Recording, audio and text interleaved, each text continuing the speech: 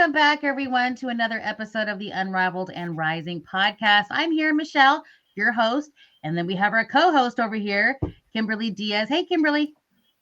Hey. Hello. Nice to be here. Yes. Hey. What is that? Is that a cat? Yep. You have something in your lap. Yeah. It's moving like and it's furry. I'm like Dr. Doolittle over here. Parrots, cats, dog. Yes. We're very excited about this episode today. We're actually recording this the day before Thanksgiving in the U.S.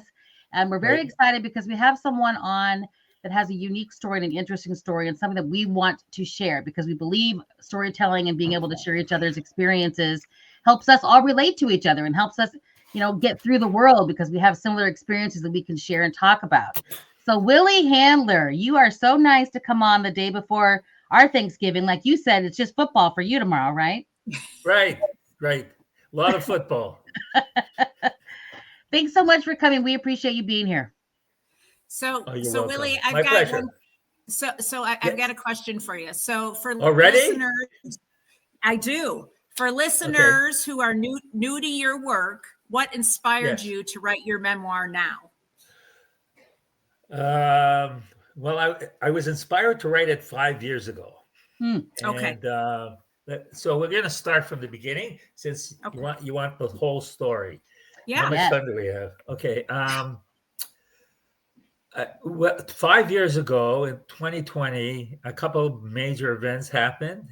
One of them, you probably know something about a lockdown during some kind of epidemic or something like that. I don't know. Yeah.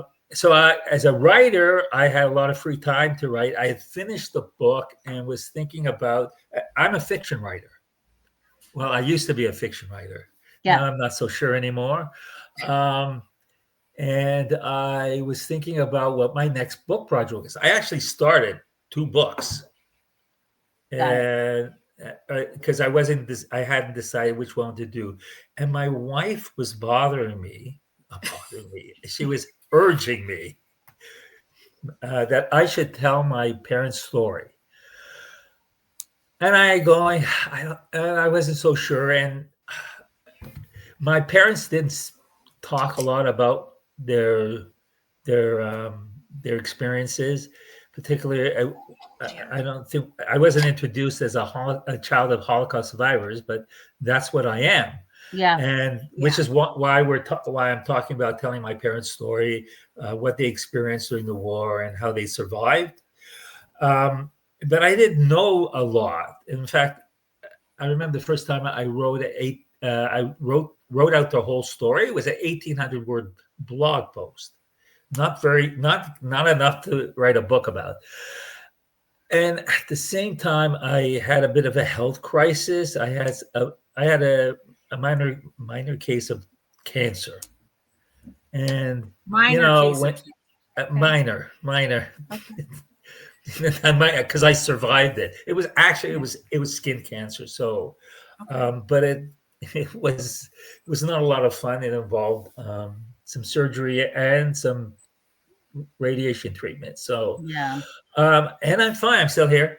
But you go through this sort of, it's like an existential crisis coming out. And so between the two, I finally decided, I don't have a lot of, you don't know how much time you have left in this world. And it's not something you really think about, but I have to think about, what do I want to leave my family? And I'm going, I don't know my family's story very well. They know nothing. If the rest, everyone else knows next to nothing. So I went about and began researching.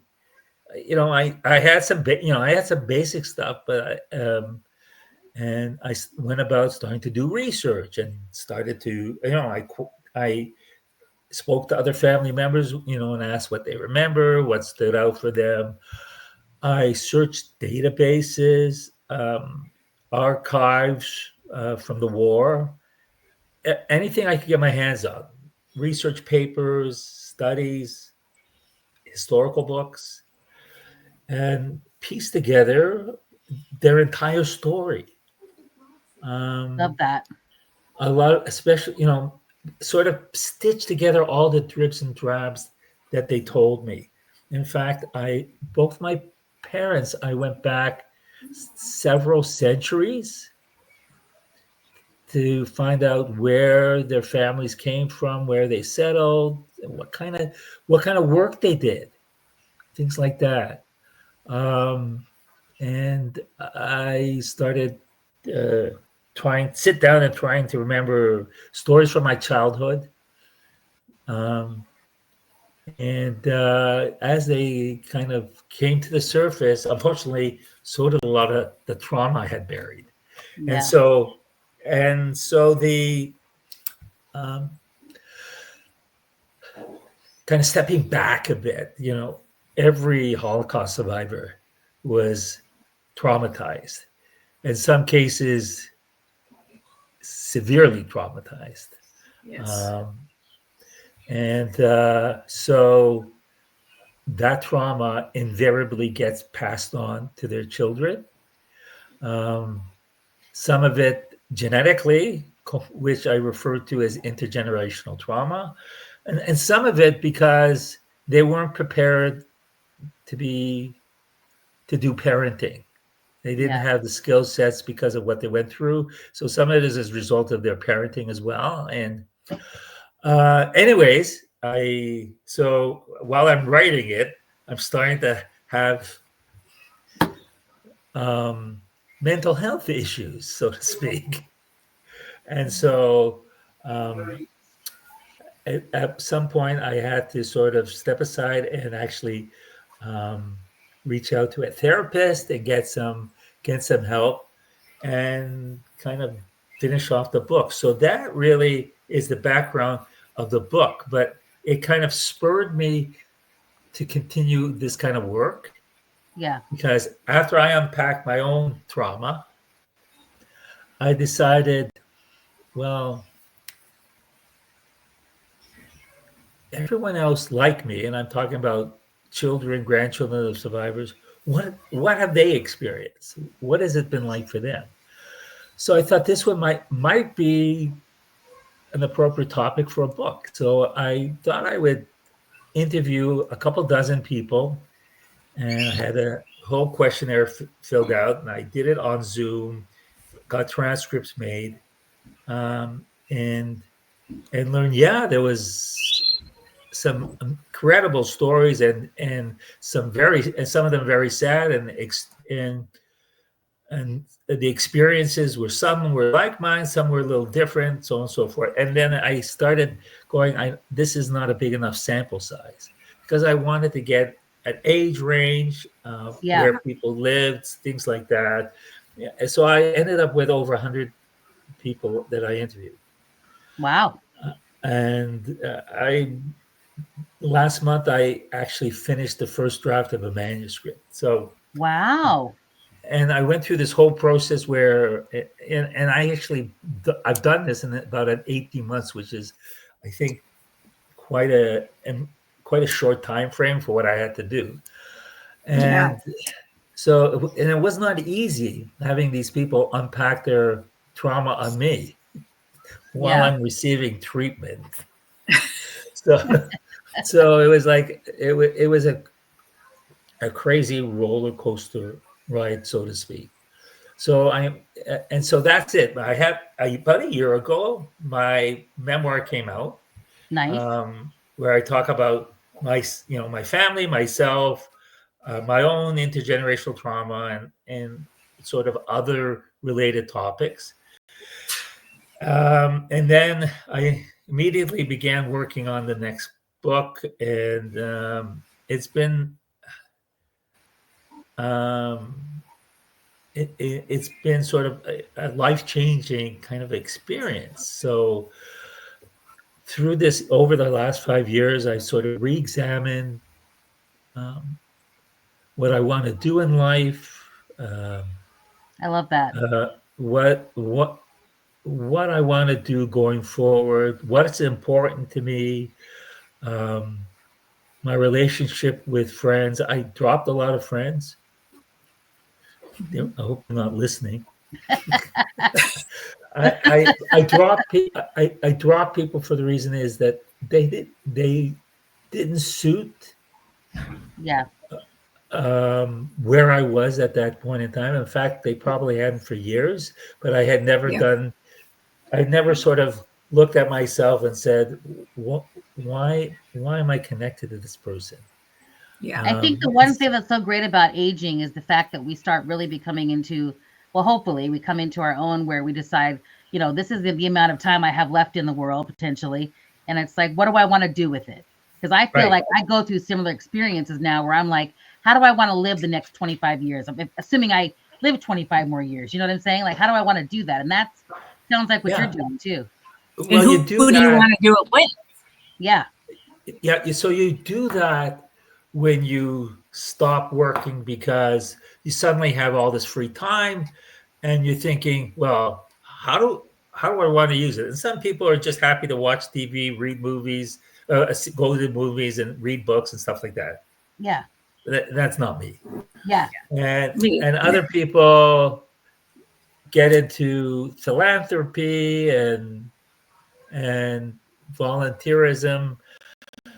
And I fell into writing. I mean, I started writing shortly after I retired. I was doing some consulting, and I was sitting down with a friend of mine who we'd done some work together, and we were talking about what we should do next. And she says, "Well, I don't know what the hell I'm going to do." So she was a caregiver for a number of people in her family, and she turned to me and says, "Willie, you're such a good writer. Have you ever thought about writing a book?" And I said, "No." Most people ask me, you know, when did you start writing? You know, did you always want to be a writer when you were a kid? I'm going, no.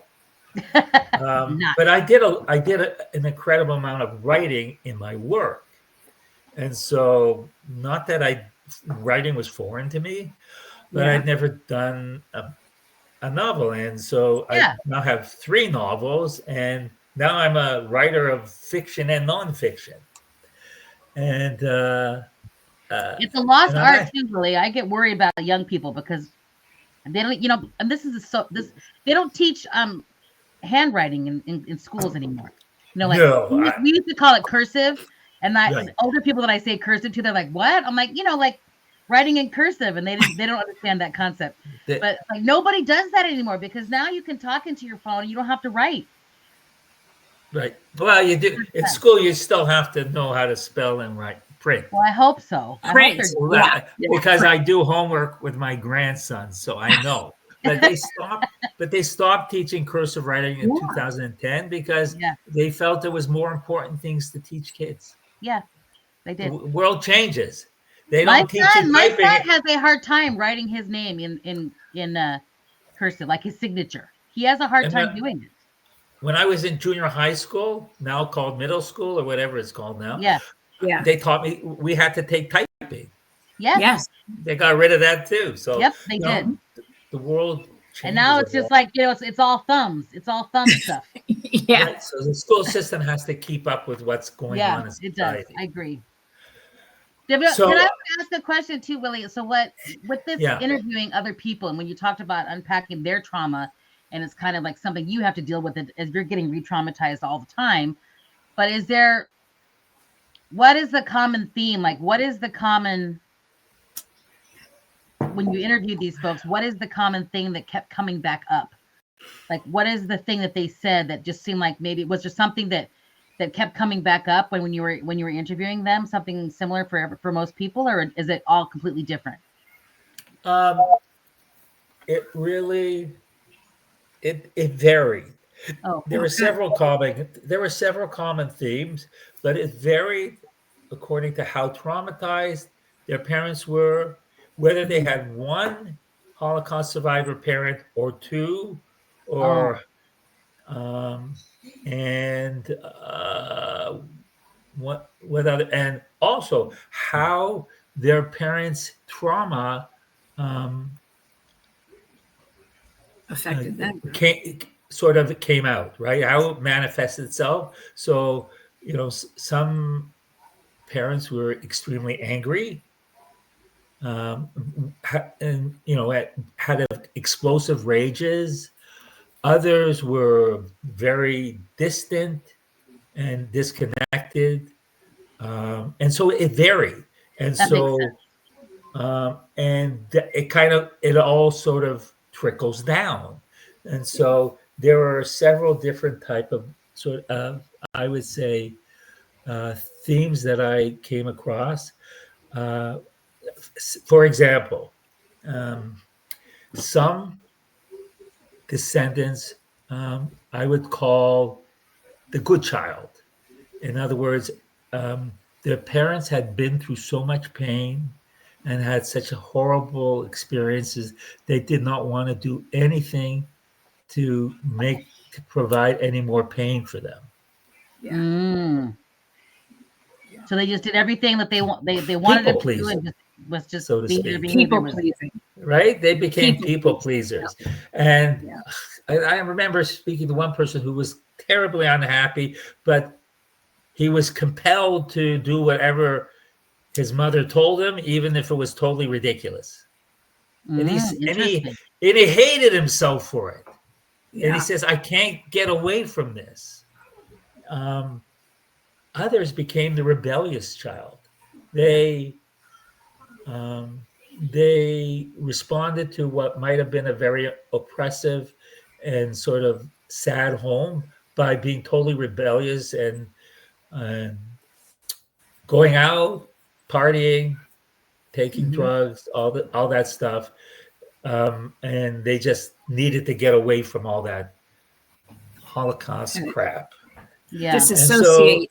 so that's kind of, that's an example how it's, people can react very differently. Some survivors held it all in. That has an impact on their descendants. Others were very open. Some survivors, and it's still going on. Sometime probably in the 70s and 80s, started being very vocal and started getting involved in Holocaust education. Others would never speak about it. Yeah. And so, it and all these things have an impact on the children and grandchildren. So I there's one person I know. She's extremely active in Holocaust education. She travels around the U.S. speaking to groups and a lot of children group. But here's the interesting thing. So just give you a bit of an indication what the trauma was like. Her dad was quite traumatized, and one of the things he did not like her doing the public speaking, and he used to tell her that you don't ever put yourself where you're in the line of fire. And this base reflects some of his experiences when he was in camps, and he was a child when he was in the camps. And I found out after the interview with her that she wears a bulletproof vest when she does public speaking. Wow. That's the impact that her father's words on her. And so there's, Interesting thing these days, wearing a bulletproof vest is especially in the US, it's like probably a good thing for those guys. It's like, it's a tricky world out there for sure. She's not a political figure. Yeah. She's not Charlie Kirk. Right. Right. I hear you. What Kimberly, did you say I sound like you were gonna say something? Well, I was just gonna, our podcast is called Unraveled and Rising. And sounds like as you were going through this process, you were doing a little bit of unraveling and needing to get some trauma support. And so the rising piece for you, do you feel like writing these books has helped you heal? Well, I can tell you that a common question I got was whether or not my memoir was cathartic in writing. Absolutely not. It was so triggering. And even this book is partly so. The catharsis is when the book comes out. Yeah. Okay. And you've done it. You survived it. You survived the process, and then it becomes cathartic. but while you're working on it, for me, it's very triggering. And but I'm not just I'm not just doing writing. So Yeah. I do interviews like this. I do public speaking on my family's story, the Holocaust denial, anti-Semitism, intergenerational trauma, Toronto Blue Jays, whatever people want me to talk about. I was going to ask you. Go ahead, Kimberly. No, I was just going to ask. So this was very triggering for you. So you sought therapy. What other types of things did you do to help take care of yourself during this process? I get lectures from my wife on a regular basis. Is that fall under that category? Yes, it does. Well, she's probably worried about you, right? Yeah. I mean, because I'm sure she's feeling it. Oh yeah, she's my anchor. Yeah, yeah. I say that because she might be listening to this, so I have to say. I was gonna say, is she right behind you? Unlike the people who are no longer my friends, they're probably won't be listening to this, but she probably will. Yeah. No, she's been incredible, and we've been together for 44 years. Wow. Nice. Yeah. Wow. Congratulations. I survived 44 years. It's amazing. So yeah. And so I do a lot of public speaking as well. And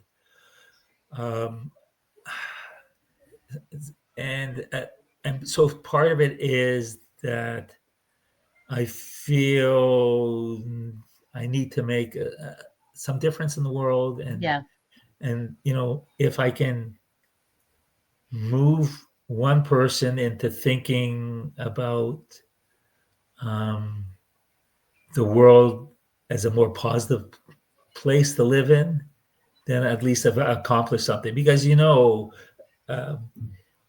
world is kind of very messy these days. Yeah.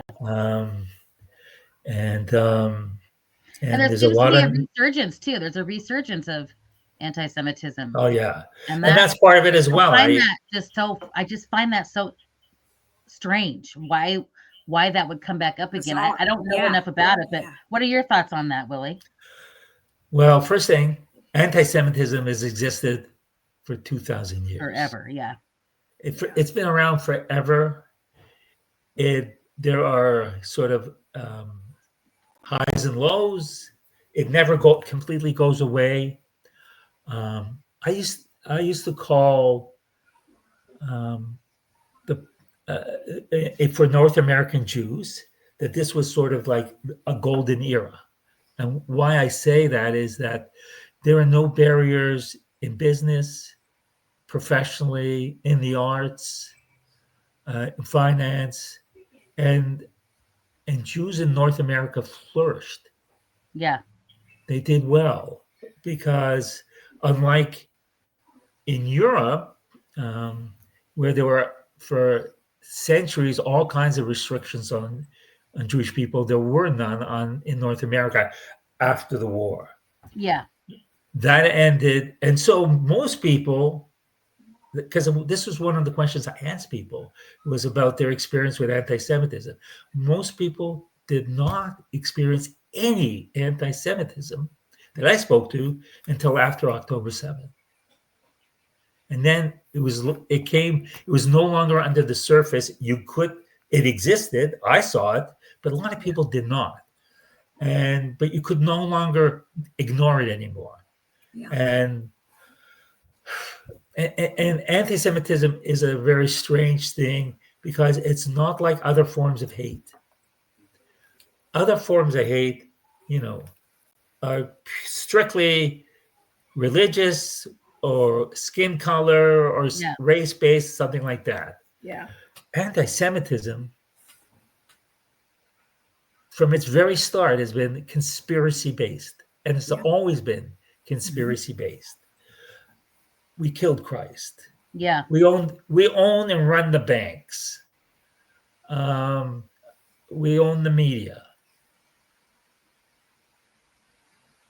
where, and even recently I saw some kind of some religious leader in England last week repeated the blood libel where um, Jews make matzah, unleavened bread from the blood of Christian babies. Oh my God. Yes. Oh yes. That's been around for forever, and it never goes away. And there's all kinds of conspiracy theories involving Jews. Even October 7th, there were conspiracy theories that came out right away, where the IDF launched the attack and blamed it on Hamas. Yeah. And so it never ends. So that's the difference between racism for other groups and Jews. Yeah. Very different. Wow. And there's a lot of systemic anti-Semitism that's existed for 20 years now that people ignored, and now you can't ignore it anymore. If what is your recommendation if there's folks out there that are listening or watching that want to get involved and maybe help out in some way? What is your recommendation on how they could potentially do something like that? I think it's very important when you see or hear something, and it's not just anti-Semitism. Yeah. But because I speak about anti-Semitism, but I know that there is a lot of hate going on for all kinds of groups. In fact, we now see it in politics, which is very sad. But I tell people, you have to speak out when you see injustice. You can't stay silent. Nope. And I think Jewish people now get it. Most Jewish people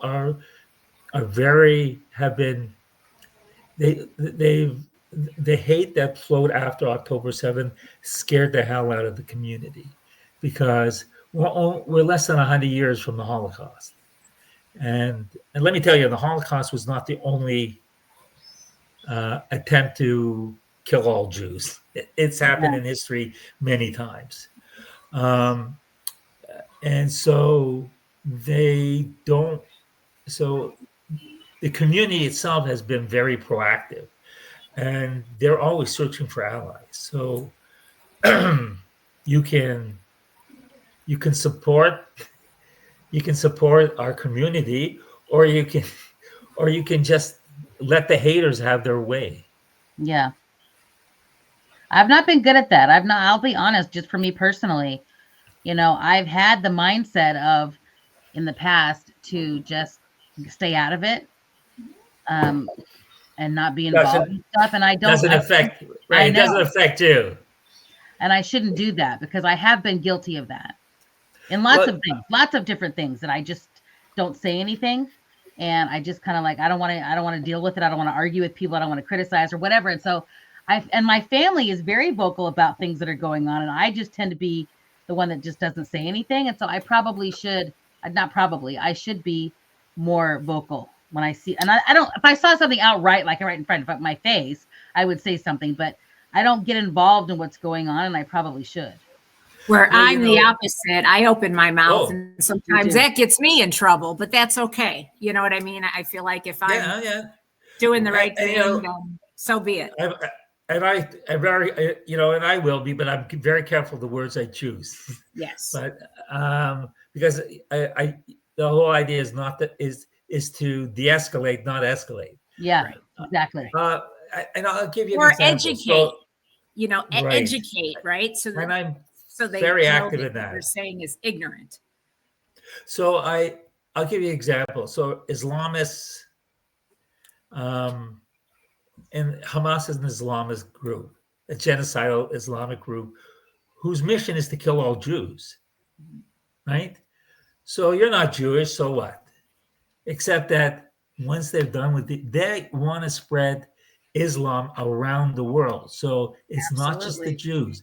They need to get the Jews out of the Middle East, and then they'll turn their attention to Christians. So if you think it's never going to touch you, You're it wrong. already is. It already is touching you, because they have been infiltrating North American society for several decades now. A lot of money supporting these groups. All these rallies you see, some of those people are paid. Yeah. The organizers are well paid. Yes. There's a lot of money coming in. And I saw a documentary called October 8th. There are many documentaries that kind of a flow from October 7th. And that one really described what has been going on in the U.S. Since October 7th. Within hours of October 7th, there were demonstrations in Times Square against this. Now, there was no war yet. Well, there was a war, but it was there had been no retaliation yet. But there was already anti-Israel demonstrations hours after. It was the next day, October 8th. So somebody how knew. did they get? How did they? Yeah, they knew it, and they knew ahead of time that it was coming. Yes. And that's what, and it's covered in that film. It's a very good film, if you can catch it somewhere. It's called October 8th. It's called October 8th. Yeah. So it will scare the hell out of you. Let me tell you. Yeah. So Willie, are there any like rituals or practices that kind of helped you get through this process, or that you still use today that you didn't before you started the process of writing? Well, there are certain times of the year where you memorialize the dead in our religion. On certain holidays, there are special prayers for the dead, and then there's Yom HaShoah is Holocaust Remembrance Day in Israel, which the Jewish community around the world celebrates. There's one in January, but that's the international one that was selected by the UN. And I know people ask me why there's two dates. The UN chose the liberation of Auschwitz, which was a major event, to commemorate Holocaust Remembrance Day. In Israel, they take the attitude, we don't want to celebrate being victims. Yeah. So they chose the start of the Warsaw Ghetto Uprising. So very symbolic for them. Mm-hmm. And so they pick because part of the attitude in Israel for a number of years, it no longer exists, but it did for several decades, was that Holocaust survivors didn't fight back, and they bought into the Nazi propaganda that they were killed like lambs to the slaughter. That now historically is known not to be true. There was all forms of resistance, but typically, my grandfather did not own a gun. Yeah. So he had no way to resist. And and so but there are times where you light memorial candles, and so on the anniversaries, deaths of some of my family who were gassed in Auschwitz, because I know the date now. I did a lot of research, right? Yeah. And so I will light candles that day, and a few other times during the year. So there are rituals that I will use to sort of remember and sort of reflect on where I am right now. Yeah. Yeah. Have you ever been to Israel? I have been a few times. Okay. And people have never been there, really don't know what goes on there.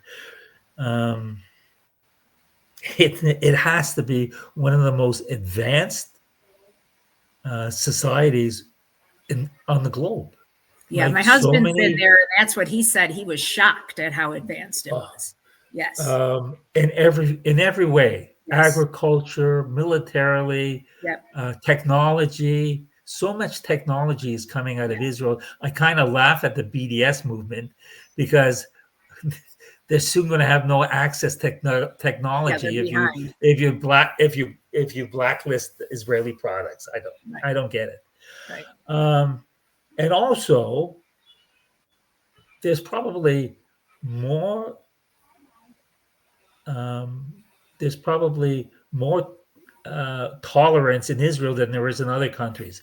The only area where there is no tolerance is between the secular and um, the sort of ultra orthodox in Israel, and Israeli society is actually being ripped apart, and because of that, and kind of and it was really spinning out of control, and then the war happened and it kind of quieted down and it's starting to build up again. Yeah. But it's an incredible place, and the haters refer to Israelis as colonists, which is interesting because 1/3 of the country are basically just refugees. There were Holocaust survivors who were stateless, not colonists. They were refugees. About a 1/3, maybe a little bit more, are actually Jews from other Arab countries, because as soon as the state of Israel was formed, all the to show you how tolerant they are, all the countries around them, Iraq, Syria, Libya, forced out all the Jews. So the only place they could go was Israel. And then about the remaining, maybe a quarter around there, are Arabs with equal rights. And I can tell you, they're not sitting. they have equal rights, and it's not an apartheid country. The problem is they are sitting on a lot of occupied territory. Yes. Whose status are still unresolved. Yes. I could sit and listen to you talk about it all the time. When is your new memoir when does the new book come out? My agent is currently pitching it to different publishers. Oh. If a publisher is listening to her, get hold of my agent, Bonnie Swanson. Fine Print Literary. Yes. And then they could purchase your other book, right? Online? They could. My book is available online. Still doing okay. It is called Out from the Shadows, which is I chose that title because in the process of writing the book, I went from being afraid to speak out, and I did not have a voice, to stepping into the spotlight and out of the shadow. And so that's why and also the shadow also is another metaphor for the Holocaust, because it does follow you around. Yeah, absolutely. Interesting. Okay. Have you grown up in Canada? Did your parents relocate to Canada? I was born in Toronto. I did do grad school in the U.S. But I returned here, and I don't regret it. Yeah. And what else do you want me to talk on and on and on about? No, I like this. I like the fact we'll put your link to your book, to your current book, in the show notes here, so people can click on the link, go right and buy the book. I think I'm fascinated by it. I think I might pick it up and kind of read it over the holidays, just because you have your downtime where you can sit and just. My parents too would probably love to read it. My dad's an avid World War II reader. He knows everything about the war, and he was just fascinated by all stories related to it. So I think he would love this. So, and my style of writing is great for readers because I have a very I have a very simple style and very direct style, so it's very easy to understand.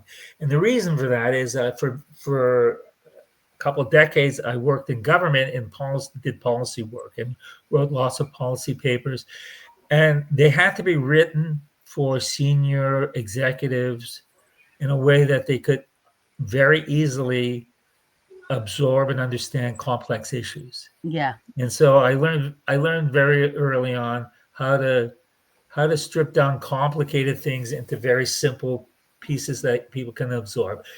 And my memoir is like that, and I also wrote it for not my community, but for the non-Jewish community. Yeah. And so I wrote it in a way that they would be able to understand all the concepts and all the the foreign terms, whatever in there, and so it's people have come back and said what it was, it's kind of book that it's hard to put down because it flows very well. And the next book is going to be very much like that as well. I'm basically using the same style, but it's structured much differently because it's loaded with all kinds of, I would say, kind of very powerful quotes from the people I interviewed. Yeah, yeah. Well, you had mentioned that. Go ahead, Kimberly. No, I just said that's beautiful. Yeah. So my question is then, Willie, so what are you doing with the rest of your life? You'd mentioned that this part of your life, you think about what you're going to do moving forward. So what's your plan after this memoir gets released? What's your plan? Well, I'm going to continue to do sort of educational work. I have all kinds of. Where are you guys located? But you're in mountains there, so you're probably. I'm in Colorado. And I'm in Texas. I'm in Texas. Okay. Yeah. So you're not in the same time zone as her. Nope. No. Okay. I kind of know the time zones, and except that some places are no longer moving the clock, so it gets confusing. Yeah, it gets so confusing. Yes. I'm always like, what time is it in Phoenix? Because I'm going to Phoenix next week, and I'm like, Phoenix. They don't do the time change. And I'm like, what time is it in Phoenix right now? Exactly. And so my grandmother, I come from from farmers. That's my past, and my grandmother refused to change the clocks. She's like, we get up, we rise when the sun comes up, we go to bed when the sun goes down. We don't do time changes. So she refused. And I always thought that was interesting because, she was an avid churchgoer. And I'm like, how'd you get to church on time if you didn't change the clock? But, whatever. But by the way, my third book is about a farmer. Oh, really? Yeah. And it's about a dairy farmer. And, I did my research, and I remember once somebody reached out to me and says, we own a dairy farm, and it's so obvious that you used to live on a dairy farm once in your life. I think oh yeah. Yeah. Yeah. In the Toronto suburb here, I got 2 dairy cows in the backyard. Right next to the chickens and the goats. Yeah, exactly. Yeah. I can't get any eggs out of that cow. I don't understand how it works.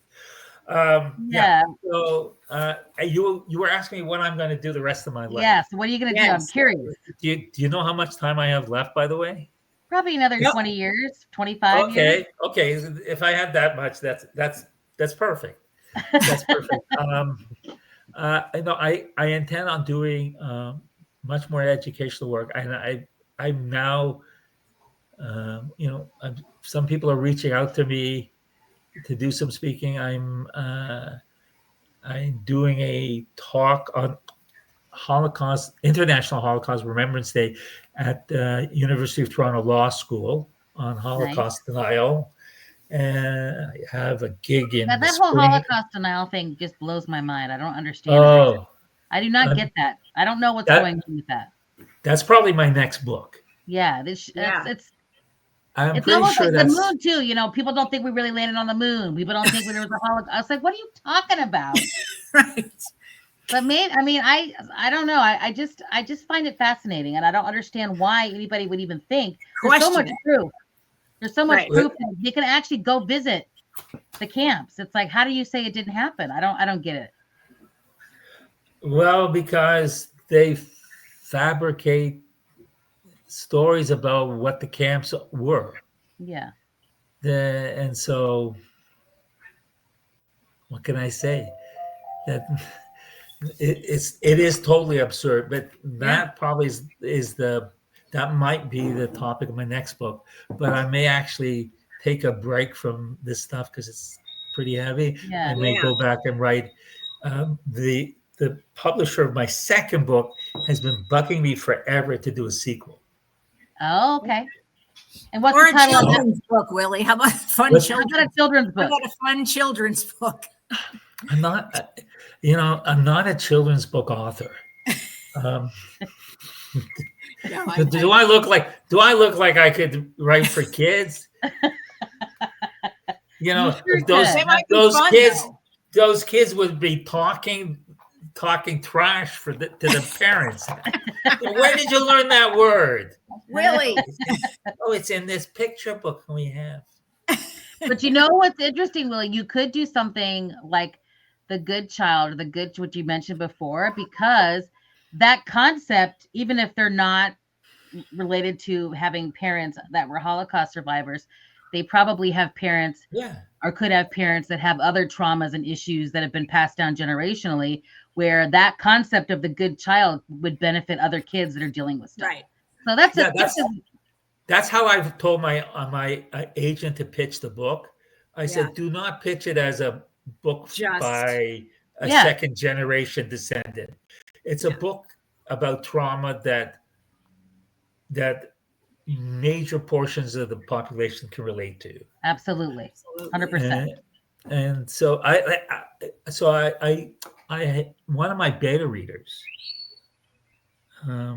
came back to me. I finished the book last week and told me that, when I read the book, I suddenly realized there's an intergenerational trauma in my family. And so, trauma victims include, sexual assault victims, all kinds of abuse. Yeah. Refugees from war, soldiers coming back from war. The list goes on and on and on. And somebody who witnessed a terrible disaster, could be could have been tsunami or something like that. All kinds of stuff. And so it's not exclusive to the Jewish community. So we've had our share of traumas. Sure. But it's important that people understand that this in both books, it's a book about a Holocaust family, but it's also a book about the depth of depravity that people can find themselves, and where a society has lost all its humanity. Yeah. And you have to, and so I hear all the time people saying, "Oh, it's happening again. It's happening again." Well, it's not necessarily happening again, but there are things that you have to sort of watch out for. Nothing disturbs me more than when I look at the polarization of America, because it's not just people on the left and people on the right. They both think they're right. They actually think that the other side doesn't even have a right to live. They That's hate the them. concern. Yes, 100%. Right. That there's hate. It's the hate thing in general that I have such, because I am such a loving, caring, compassionate person. I just love everybody. And the fact that this hate thing is taking over, it really bothers me to my core. Like if I sit and think about it, it could put me in a depressive state. It could make me feel, and Kimberly and I were just talking about this on the phone. Like, how much do you need to know to be able, like you said, make a difference or maybe have an impact? The only thing I could do personally is go out into the world and treat people with love and respect and treat people the way they should be treated. But it's like, Right. what else can I do? Because I feel like that you can't say anything anymore without somebody jumping down your throat or, it turning in Texas, for gosh sakes, they have guns in their cars. What am I going to say in Texas and not get shot on the street? You know what I mean? It's like, I know. scary. Which is why I loathe to visit the U.S. anymore, because get that. Both sides are terribly extreme. It's extreme, Yes. both sides. It's very disturbing. There's like no middle. Yes. There's no middle. And And the majority of the rest of us that are not on, on TV or in politics, the rest of us are all in the middle. The rest of us have, we're all pretty middle of the road. Most of us are middle of the road. We have conservative ideas on things. We have liberal ideas on things. Most of us are in the middle. But the only thing you see on TV or on the news or anywhere is the polarizing. And so everybody thinks that that's normal. But the rest of us are just sitting here going, that's not what I would do. That's not what I would say, I keep telling people who are suffering from a lot of anxiety, going, how much news are you watching? I know. Exactly. That's the truth. Right. And one of the things, while we're just talking, one of the weird phenomena since I've been, and I can safely say, I lived most of my life in the shadows. I avoided the spotlight with a passion. And that is part of my trauma that I inherited. But since I have come out, be careful when I say when I came out of the shadows as opposed to the closet. Yes. I'm still in the closet.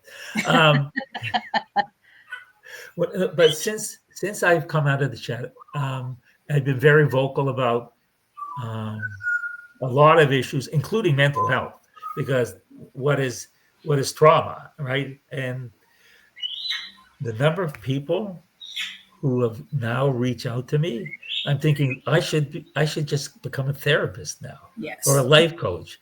The number of people who are reaching out to me because they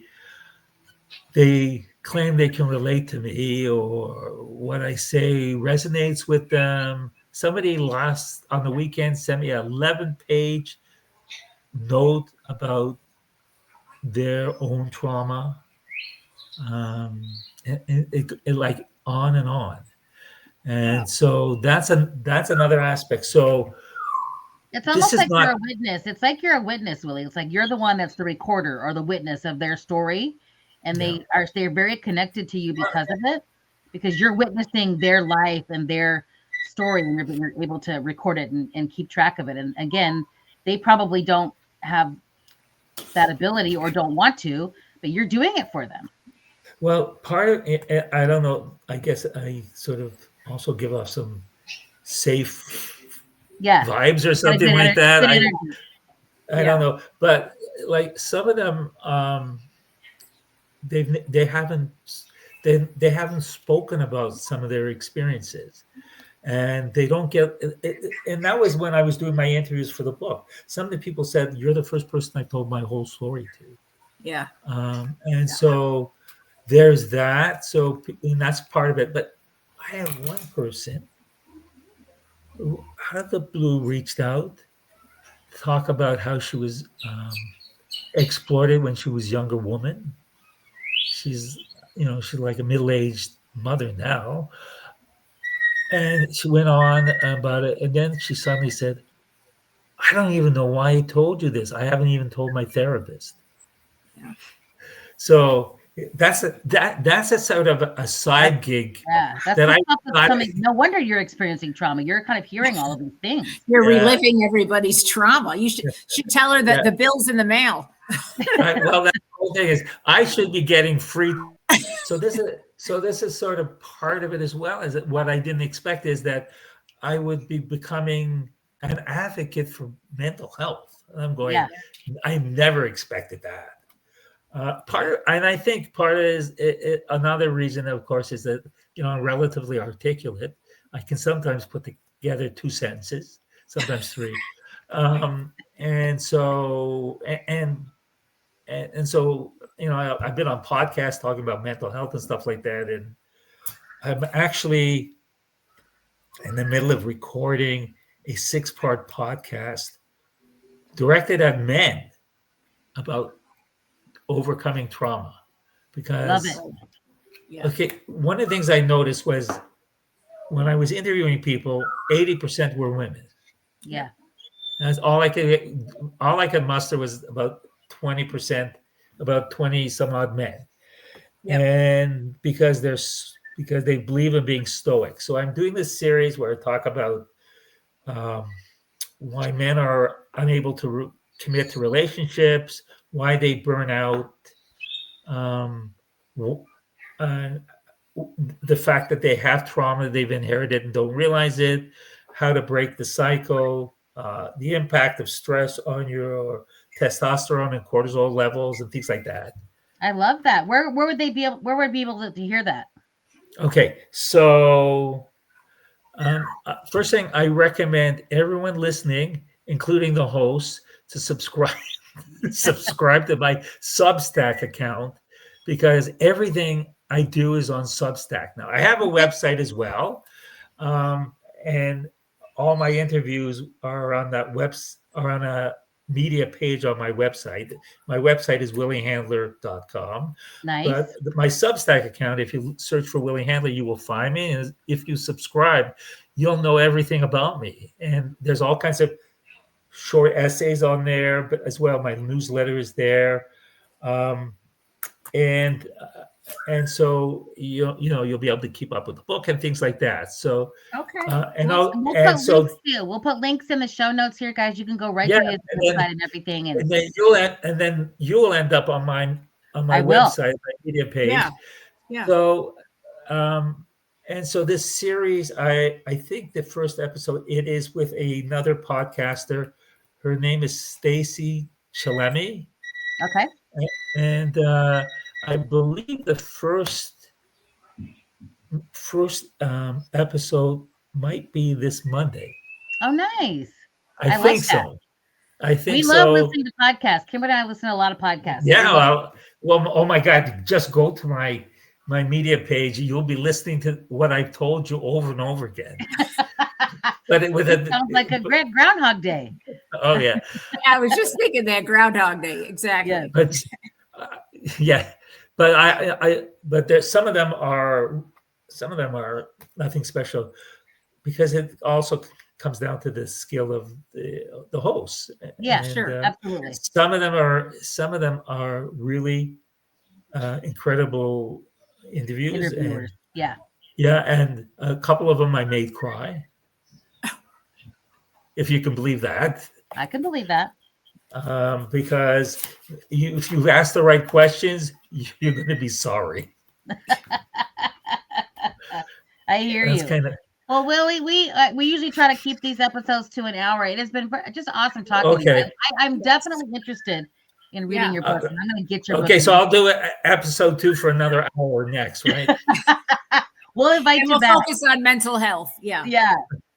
Kimberly's in the process of writing a book as well, because she's a dementia specialist. So she's a nurse and dementia care specialist. So she's writing a book in regards to dementia. Dementia? Oh, yeah.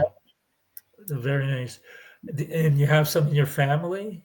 Or that was just the nursing you did? It's been in the last 27 years of nursing. For about the last 16 years, I've been dealing with end of life and dementia. Yeah. Well, my wife and I are, 2 of our parents had dementia, and my dad did not, but he was. When you read my memoir, you'll know all about my dad. Then you can bring me back just to talk about him. Yes. Because that could fill in a whole hour. Let me tell you.